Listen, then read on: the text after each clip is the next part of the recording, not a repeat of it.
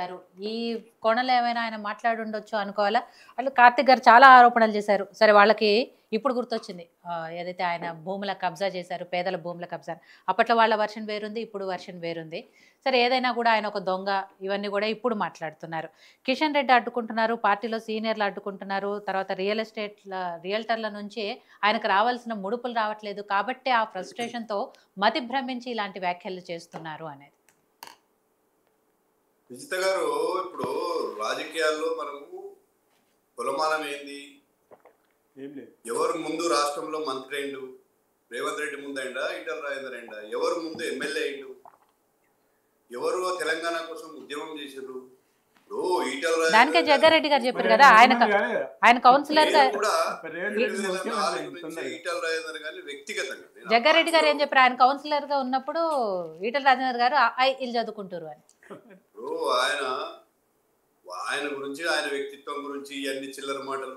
ఇవాళ ఏదో రేవంత్ రెడ్డిని తిడితే ఆయనకు మేము పార్టీ అధ్యక్ష పదవి ఇష్టం లేకుంటే ఇయ్యమా అండి? ఏం మాట్లాడతారు? ఇప్పుడు కాంగ్రెస్, ఇప్పుడు నేను ఇందాకే చెప్పాను మీకు, ఒక మెల్టింగ్ పాయింట్ వచ్చినాక ప్రతి వాళ్ళు కూడా కొంచెం బస్ట్ అయ్యే సిచ్యువేషన్ వస్తుంది. ఇలా నువ్వు తెచ్చినటువంటి హైడ్రా తోటి హైయెస్ట్ గా ఇబ్బంది పడుతున్నది రేవంత్ రెడ్డి, మన ఈటల రాజేందర్ గారు. ఎన్ని కాలనీలు పోయి కూలగొట్టబోతే ఆయన అడ్డుపడ్డాడు? అడ్డుపడితేనే ఆగినాయి కదా పేదల కాలనీ. ఇప్పుడు నువ్వే పట్టాలు ఇస్తావు, నువ్వే పర్మిషన్ ఇస్తావు, నువ్వే కరెంట్ కనెక్షన్ ఇస్తావు, నువ్వే నీటి కనెక్షన్ ఇస్తావు, ట్యాక్సులు కట్టించుకుంటావు, కూలగొడతావు. ఎవరికైనా కూడా ఒక స్టేజ్ వరకే ఓపిక ఉంటుంది కదండి. ఇప్పుడు కాంగ్రెస్ పార్టీ వాళ్ళ భాష ఏదో పెద్ద, వాళ్ళు ఏదో పునీతులైనట్టు, శుద్ధపూసలైనట్టు ఇప్పుడే మేము మన డిబేట్లే చూస్తున్నాం. ఏం వాడుతున్నారు? ఏం పదాలు వాడుతున్నావు? దగులు బాజియా, దొంగన, ఏమయ్యా కార్తిక్ గారు అంటే ఆయన ఏమన్నా సూట్ కేసులు మోసుకుపోయి పట్టుబడ్డా? వీడియోలు ఉన్నాయి ఆయన మీద. ఆయన టిఆర్ఎస్ లో నంబర్ 2. ఆయనను బలవంతంగా ఎల్లగొట్టిర్రు. సరే కారణాలు ఏదో కావచ్చు. ఆ రోజు ప్రతి ఒక్కరూ ఆయన మీద, మీ పార్టీ మా పార్టీ అన్ని పార్టీలు సానుభూతి చూపించినాయి. ప్రజలందరూ అయ్యో పాపం రాజేంద్ర అన్నారు. ఇవాళ ఎగ్దమ్ ఆయన గురించి ఈ విధంగా మాట్లాడుతున్నాడు. దొంగ అంట. దొంగ ఏం దొంగనా? ఏం దొంగతనం చేసిందా? పేదల భూములు అంటున్నావు కదా, అమ్ముకున్నారు. సర్వ సాధారణం. మీరు ఏ ఊర్లోకి వెళ్ళండి, అసైన్మెంట్ భూములు కొందరు ఉంచుకుంటారు, కొందరు అమ్ముకుంటారు. అది ఆ రోజు ఎవరు తప్పట్లే. ఇవాళ ఏదో మాట్లాడుతున్నాడు. ఏమన్నా 50 లక్షల లంచం ఇస్తూ పట్టుబడి కేసు ఉంది ఆయన మీద. మీ ముఖ్యమంత్రి మీద ఉంది, ఇవాళ ముఖ్యమంత్రి మీద. రేపో ఎల్లుండో దాని భవిష్యత్తు తేలుతుంది. ఏం మాట్లాడతారు? కేసీఆర్ మీద ఆరోపణలు. సరే ఆరోపణలు ఉన్నాయి, ఏం బీకినా ఆయన? మీరు ఏం బీకిరా నాకు చెప్పండి. ఇప్పుడు కనీసం కామన్ సెన్స్ లేకుండా మాట్లాడుతున్నాడు మిత్రుడు. ఈడీ రాలేదు, ఈడీ రాలేదు. ఈడీ రాదండి. ఈడీ మీరు ఏదైనా కేసు చేసి ఎఫ్ఐఆర్ చేస్తే ఈడీ వస్తుంది. అంత మినిమం కామన్ సెన్స్ లేకుండా మాట్లాడితే ఎట్లా? ఇప్పుడు సిబిఐ వస్తుంది. CBI can come and put a case. When నువ్వు సిబిఐని బ్యాన్ చేస్తే రాష్ట్రంలో రాకుండా లిఫ్ట్ చేయి, దమ్ముంటే లిఫ్ట్ చేయి. అంటే రేపు నువ్వు చేసేయన్నీ దొంగదందాలు కాబట్టి రేపు మళ్ళీ సిబిఐ కింద నేను ఏ రోజు వచ్చి నా మీద కేసు పెడతాను భయపడి నువ్వు కేసు చేస్తాను. ఉత్త కమిషన్ల పేరు మీద కాలయాపన చేసుకుంటా 2 సంవత్సరాలు గడిపి ఇవాళ వాళ్ళు పయనించిన బట్టలు నువ్వు పయనిస్తున్నావు. నేను లంచాల గురించి ప్రస్తావించింది నేను ఇచ్చినా అని కాదు. నాకంత శక్తి లేదు, సామర్థ్యం లేదు, నాకు అన్ని భూములు లేవు. నేనేదో మామూలు రైతుని. నాకు దగ్గర ప్రజలు మొత్తుకున్న విషయాన్ని చెప్తున్నా. ఆయన ఏదో నాకు ఆపాదిస్తున్నాడు. నాకంత సీన్ లేదు. నేనుంటే దాన్ని ఫైట్ చేసే విధానం వేరుంటుంది.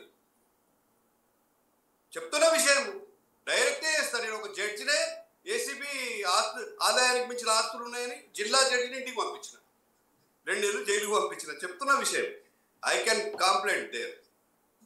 ఆ రోజు ఉన్నటువంటి గవర్నర్ దగ్గరికి పోయినా కంప్లైంట్ లాడ్జ్ చేసిన. దీంట్లో తప్పు ఉంటే నన్ను అరెస్ట్ చేయండి సార్, రుజువు అయితే వాడిని అరెస్ట్ చేయమని చెప్పిన. చేసిండు. చెప్తున్నాను విషయం. కాబట్టి ఏదైతే మాట్లాడుతున్నారో మీరు కూడా ఇప్పుడు డిబేట్లో ఇట్లాంటి భాషను ఎంకరేజ్ చేయకూడదు. ఏం మాట్లాడుతున్నాడు కాంగ్రెస్ ప్రతినిధి? ఎట్లా ఎంటర్టైన్ చేస్తాం? మేము లేదా మీ పబ్లిక్ మీటింగ్ ఉంటే మాట్లాడుకో, లేదు నువ్వు మీడియా సమావేశం పెడితే మాట్లాడుకో. డిబేట్లో ఏందండి ఇది? చెప్పండి, మన ఇద్దరం కొట్లాడదామా? నేను అక్కడ ఉంటే ఇద్దరం గల్లగల్ల పట్టుకుంటే కదా. కాబట్టి ఏదైతే ఉందో ఈటల రాజేందర్ నాకు తెలుసు 2004 నుంచే నాకు కూడా తెలుసు. నేను ఉద్యమంలో ఉన్నా, అనేక విషయాలు మా పసుపు రైతుల ఉద్యమానికి స్వయంగా ఆయన వచ్చి తిరిగినోడు. మీ ఎర్రజోళ్ళ ఉద్యమం చేస్తూ వచ్చిండు. గల్ఫ్ బాధితుల సమస్యల మీద ఫైట్ చేసినప్పుడు వచ్చి నాకు ఇప్పటి నుంచో తెలుసు. అట్లాంటి వ్యక్తే కాదు. సరే ఏదో ఒక్కొక్కసారి అయిండొచ్చు, ఏదైనా ఒక వర్డ్ పడిపోయి దాన్ని ఎవరు హర్షించరు. నేను కూడా వ్యక్తిగతంగా హర్షించను. వ్యక్తిగతంగా ఇప్పుడు ప్రభుత్వాన్ని నిలదీసే క్రమంలో బహుశా వచ్చింది, దానికి పేద రాంతాన్ని చేసి కొడతారా? మీరు ఇంటి మీద దాడి చేస్తారా? ఏం నేర్పిస్తున్నాడు మీ ముఖ్యమంత్రి గారు? ఆయన మాట్లాడే భాష ముందు ఇందాక కూడా చెప్పినాను, ముందు ముఖ్యమంత్రి గారు, మీ పార్టీ నాయకులు మీ భాష మార్చుకోండి, మీరు హుందాగా ఉండండి.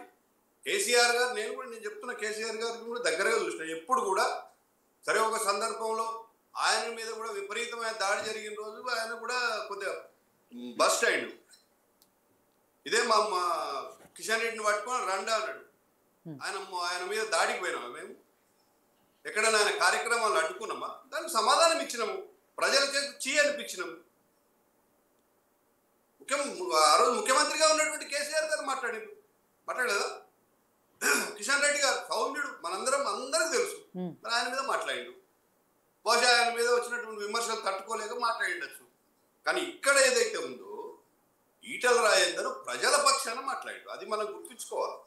ప్రజల సమస్యలను ప్రస్తావిస్తూ ప్రజలు పడుతున్న ఇబ్బందులు, ఒక సైకో ఏ విధంగా ప్రజలను హింసిస్తాడో, ఒక శాడిస్ట్ ఏ విధంగా మెంటాలిటీతో ఉంటాడో చెప్పే ప్రయత్నం చేశాడు. ఒక తుగ్లక్ ఏ విధంగా ఉంటాడో చెప్పే ప్రయత్నం చేశాడు. ఇవన్నీ నిషేధిత పదాలేం కాదే. తుగ్లక్ పరిపాలన అనేది మనం ఎప్పుడు పుట్టక నుంచి తింటున్నాం. మేము చిన్నప్పుడు మాకు ఊహ తెలిసినప్పటి నుంచి కూడా ఎవడన్నా పిచ్చి పిచ్చి పనులు అయితే తుగ్లక్ లాగా ఉంటాడు అని అంటారు. అది పెద్ద అన్పార్లమెంటరీ, లేకుంటే మన నిషేధిత పదం ఇట్లాంటి. కాబట్టి ఇలా మీరే వాడుతున్న పదాలు తప్పు పదాలు. దగులుబాజీ, ఏం దగులుబాజీ తను? Can you face? నువ్వు మాట్లాడు, ఇవాళ నువ్వు రికార్డ్ అవుతుంది. రేపు ఆయన కేసు వేస్తే పరువు నష్టం, నువ్వు సమాధానం చెప్పగలుగుతావా? ఏ రాజకీయ నాయకుడు ఏమనండి సార్, ఫేస్ చేస్తా, ఏమనండి సార్, ఫేస్ చేస్తా, ఫేస్ చేస్తా, ఏమనండి ఆన్ రికార్డ్, ఏమనండి ఫేస్ చేస్తా, రెడీ చేయమనండి, చేయమనండి సార్, నా మీద కేసు ఏమనండి, ఏమనండి, ఉట్టిగా అనొద్దు. ఇదేం సార్, ఇది కేసు వేస్తే ఎదుర్కొంటారా అన్నారు, ఎదుర్కొంటా అంటే పిచ్చుకా అంటున్నారు, దీన్ని అంటారు సార్. సార్ మీరు పిచ్చుకా అన్నప్పుడు మరి ఆ మాట ఛాలెంజ్ చేయొద్దు. మీరు పిచ్చుకా అన్నప్పుడు ఛాలెంజ్ చేయొద్దు. ఇంకా మీరు ఆయన నా మీద పరువు నష్టం వేస్తా అన్నారు, ఏమనండి, ఏమనండి సార్. పొద్దున మాట్లాడితే దానికి రేపు కోర్టు ఎన్నిసార్లు పట్టుకెళ్తున్నాడా మీ రాహుల్ గాంధీ కోర్టులు? ఇప్పుడు నా మీద అన్నారు కాబట్టి నేను అంటున్నా. మారతలేదు మరి. నిన్నగా మొన్న కూడా అలహాబాద్ హైకోర్టు యూపీలో మొట్టికాయలు వేసి పంపించింది. కాబట్టి మీరు ముందు మారండి. మీ పార్టీ కింద నుంచి మీకు దాకా మీ వ్యవస్థ అంతా కూడా భ్రష్టు పట్టిపోయి ఉన్నది. అనేక విషయాలలో ఎదుటివాడి మీద ఆరోపణలు చేసే ముందు ఆలోచించుకోవాలి. ఏమైంది, 400 ఎకరాలు భూమి అమ్ముకోవాలని పెట్టిర్రు, మొట్టికాయ పడ్డది. సుప్రీంకోర్టే డైరెక్ట్ గా సుమోటో మొట్టికాయలు వేస్తే వెనక్కి వచ్చినావు. హైడ్రా తీసుకొచ్చినావు, ఏమైంది? హైడ్రా పోలీస్ స్టేషన్ ఓపెన్ అయింది. మూసి అన్నావు, ఏమైంది? మూసి వర్క్ స్టార్ట్ అవుతుంది. పనికిరాని అన్ని ఒక ఆలోచన లేకుండా తుగ్లక్ లాగా, లేకుంటే ఒక సైకో లాగా, శాడిస్ట్ లాగా చేశారు. ఇండ్లు కూలగొట్టి ఏం సాధించారు చెప్పండి? పేదల ఇండ్లు కూలగొట్టి ఏం సాధించారు?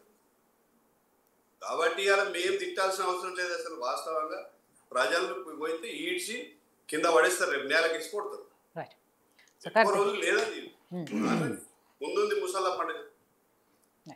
కార్తిక్ గారు, సరే, ఈ భాష లేకపోతే ఈ విమర్శలు మేము మాత్రమే కాదు, ప్రజల్లోంచి వస్తున్నదే మేము మాట్లాడుతున్నాము.